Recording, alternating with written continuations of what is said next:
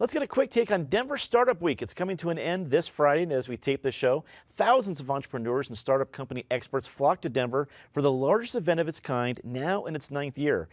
Patty Calhoun from Westward, were you able to get around Denver this week with the multitude of folks, whether Uber or scooters or a variety of modes of transportation getting from events all over the town? And the body is still lying on the sidewalk after Great American Beer Festival.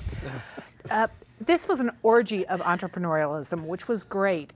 10 years ago, 20 years ago probably, the Chamber of Commerce wanted to push startups and tech and how cool we were, and they came up with the concept of the Confluence Corridor, which never took off. But Denver Startup Week has taken off. It's really a great, great event. Everything from Meow Wolf to ARP sponsors events. Now what we just need to do is get all those smarty pants to figure out what to do on the mall. I think we would probably need all those thousands of experts. I think you're right. David Copel from the Independence Institute and DU Law School. A major event like this dispersed. It's kind of a deconstructed conference. It's not all in the convention center.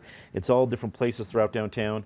What do you think about the focus of all this tech and startups in Colorado? Well, it's a great thing, and hopefully many of those people will create successful businesses and give people jobs.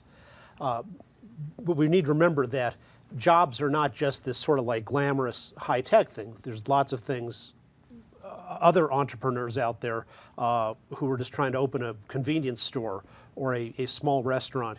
And kind of across the board, Denver has long been notorious for a really difficult licensing process, especially if you're a first-time small business owner and trying to start up. And I think there's a lot more that needs to be done to fix that.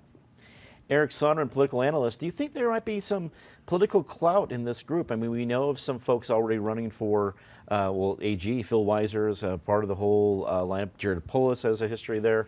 So do you think there might be some political clout coming with folks that are making a big deal in Denver Startup Week? Well, there's probably another Jared Polis buried somewhere within those 20,000 people. You just don't know which one it is, but somebody's going to hit it big and 10, 20 years from now be on the political scene. You just don't know which of those 20,000 it might be, who's lightning going to strike or who has that exceptional level of brain power.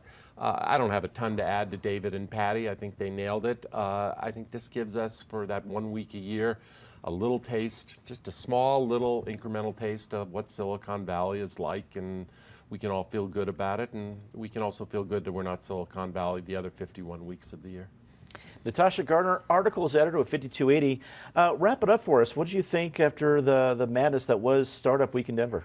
I had an opportunity to go to several panels this week, and it was really interesting because 2 to 1, I was impressed with all of them.